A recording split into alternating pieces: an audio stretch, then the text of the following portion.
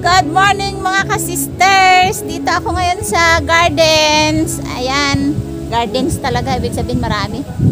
Dito ako sa garden mga ka-sisters. Bale, ang gagawin ko ngayon ay yung mga gabi ko ay talagang tuluyan na mamamatay. Pero yung laman niya ay marami pa rin. Malaki.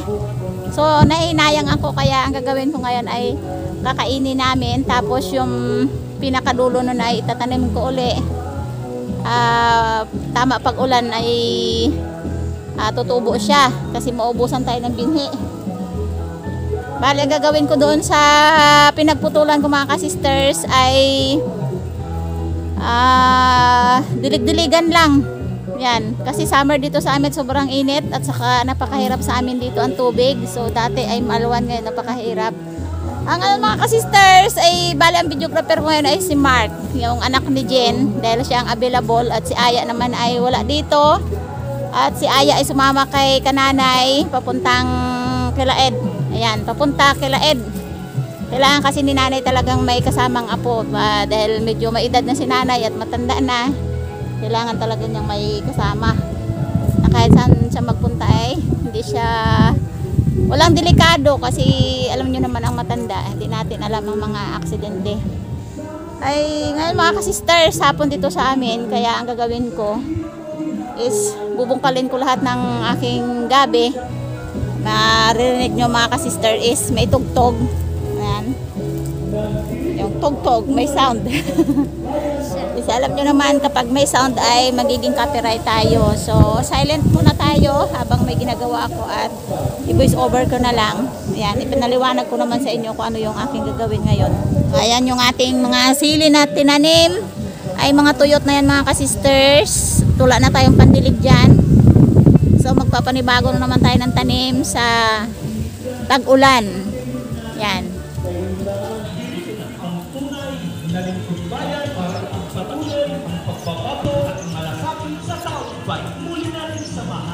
Ayan mga ka-sisters, nakita kami ni Mark ng pugad na may itlog. Hindi namin alam kung anong ibon yan.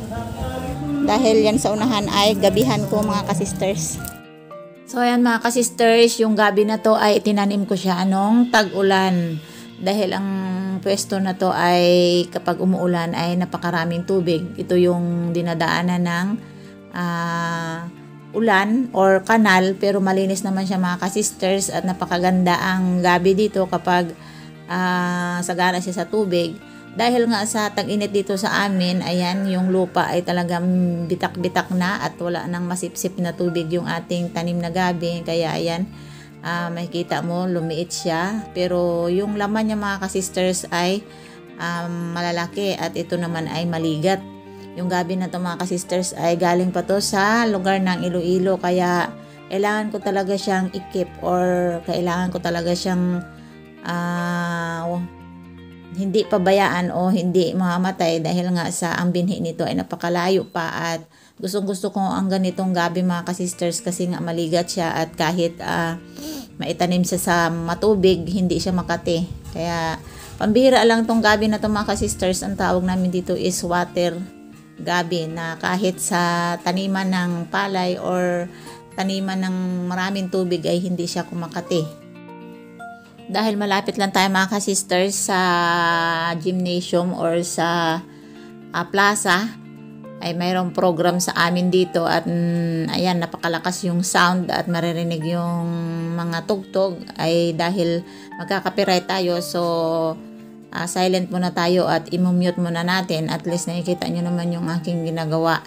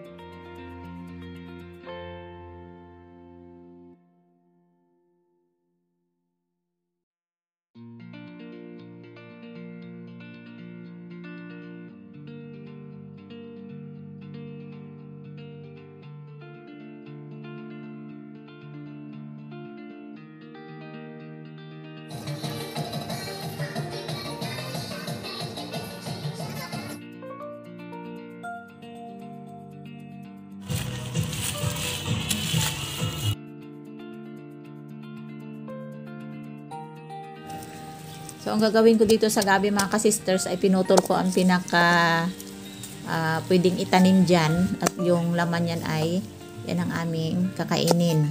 So, yung mga pinutol ko na yan mga ka-sisters, yan ay ibabad ko ng 2 araw o higit pa sa tubig para magkaroon siya ng ugat. Saka ko siya itatanim sa magandang lupa para naman makaani tayo ng maganda na gabi.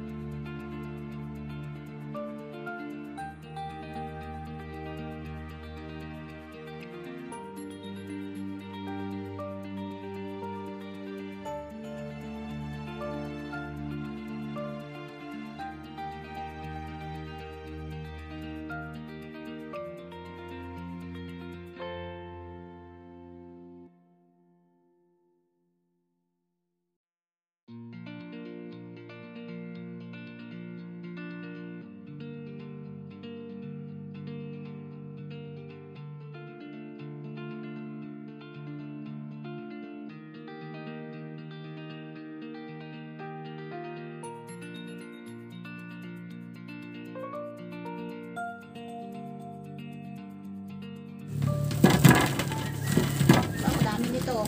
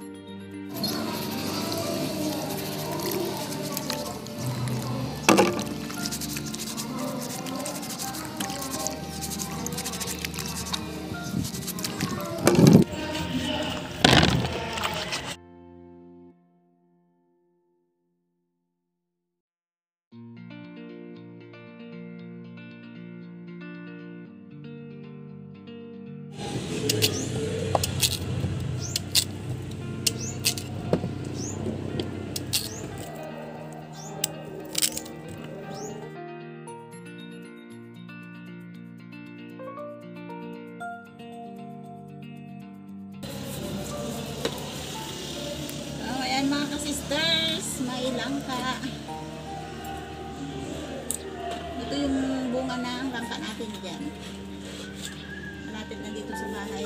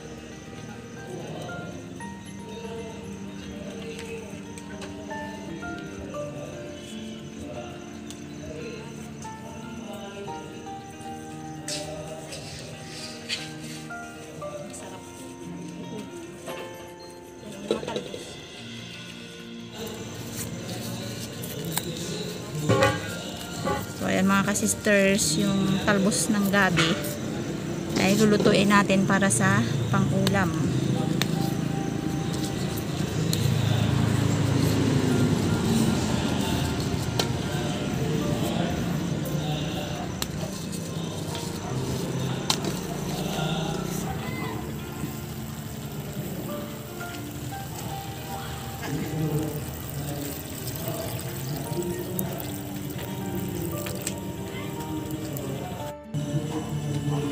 Nilagay natin yung langka.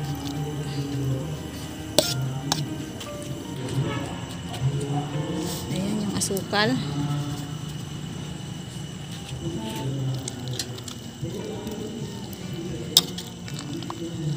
So ayan mga ka-sisters, sa mga nag-aalala kung hindi makati itong gabi na niluto ko kasi ginawa ko siyang minatamis, ay tama lang yan. Hindi ito makati. Basta ang gabi ay sariling tanim. Tapos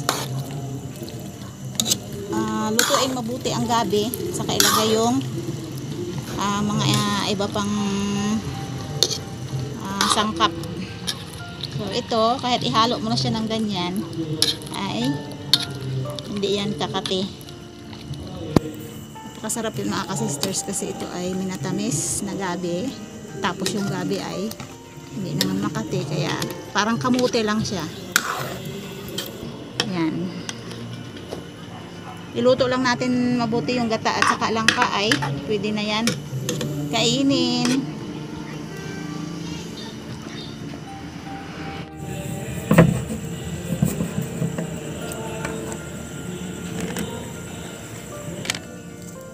Lapit ko lang.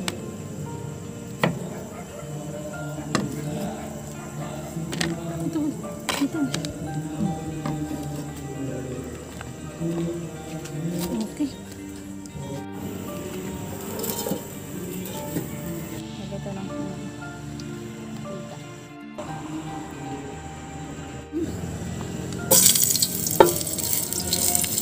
Luya, bawang at saka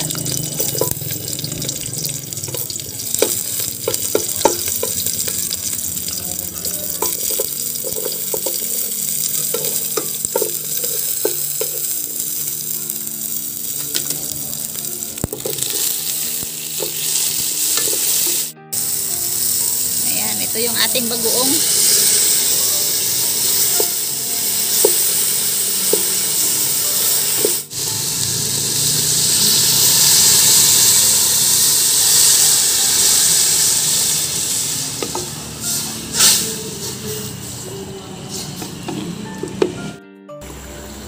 Ayan, kumulo na yung ating bagoong. Ilagay natin yan,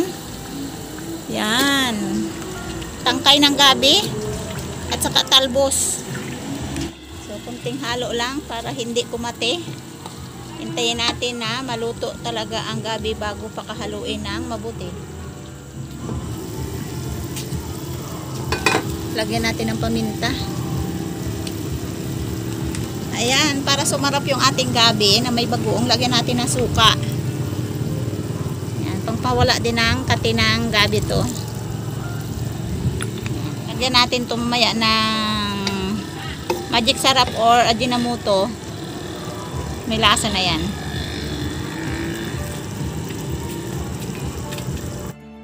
So ito mga ka-sisters ay tatakalan ko si Jen. Ayan, dahil naghihintay si Jen sa ilalim. Magugustuhan rin ito niya kasi mahilig kami sa ganitong pagkain, minatamis. Okay. So, ito mga ka-sisters, yung ating binagoongang gabi. Luto na. Ayan, yung aming simpleng ulam. Si Mark kasama namin. Ito yung naging videographer natin ngayon dahil si Aya ay ayan, nagsama kay Lula niya, tapos si Hana busy din. Kasi si Hana ay mag-graduate na. Pa-end na po ng hindi na natin na-obliga si Hana mag-video kasi na busy. Dami siya ginagawa.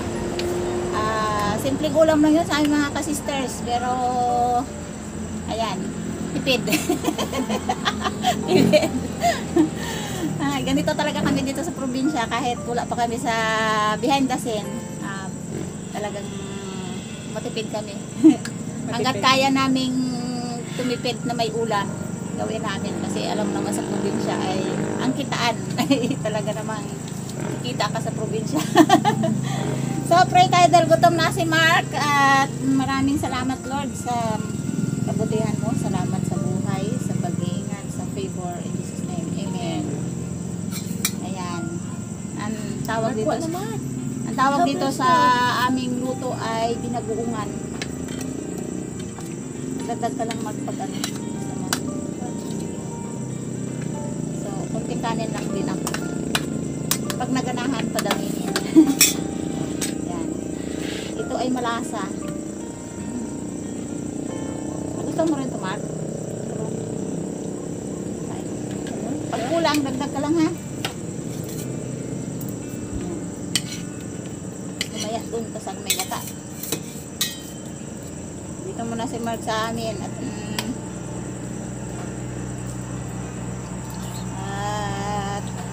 magkalapit lang naman kami ng bahay. Pero mas gusto ko magkamay Okay? Sarap. Maano yan siya, no? Maligat. Gadikit talaga sa kon siya. Ha? Cover. Kamay ako kasi ngayon sa kamay ko. Okay, Mark. Hindi na ako naglagay ng asin dito mga ka-sisters kasi nga nilagay natin ng bagoong. Hindi siya makate. Yung iba kasi makata. Masim-asim siya ng konti kasi nilagyan ko siya ng suka. So parang pinaksiw na gabi sa may halong bagoong.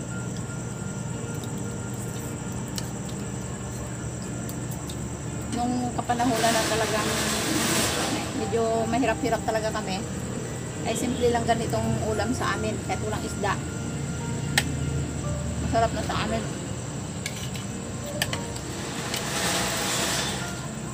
Malasa. Balik kahapon mga ka-sisters eh, paulam lang namin ni Hana ng chicken tit. May natira pa doon ha? Meron pa. Tapos sino mo yun? Gusto mo? Gusto mo ba ulam yun?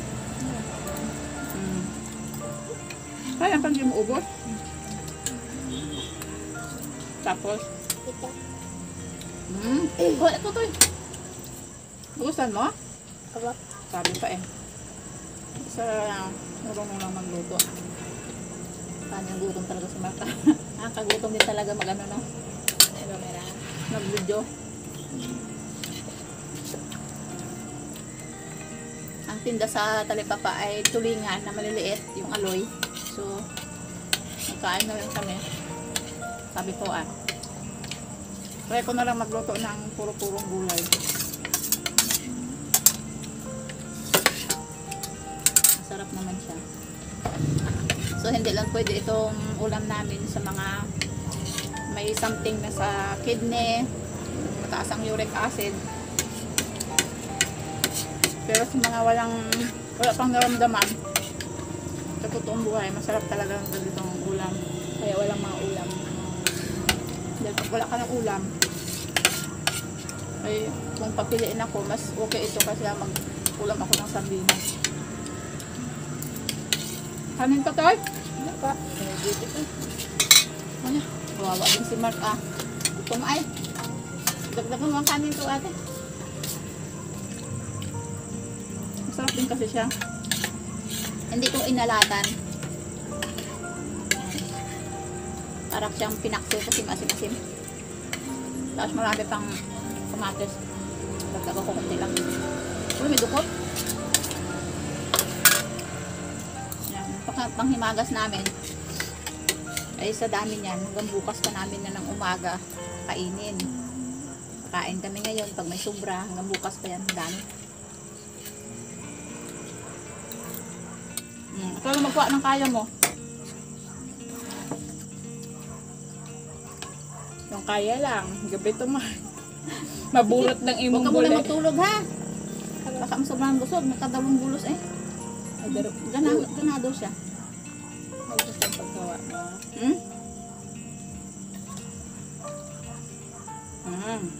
Laging papaloob magpapandok. Gusto mo bagay lang ka.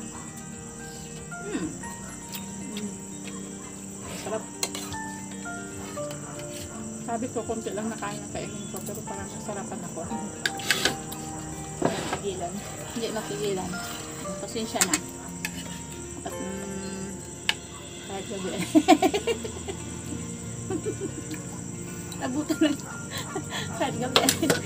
Kain pa rin. Ano ba to?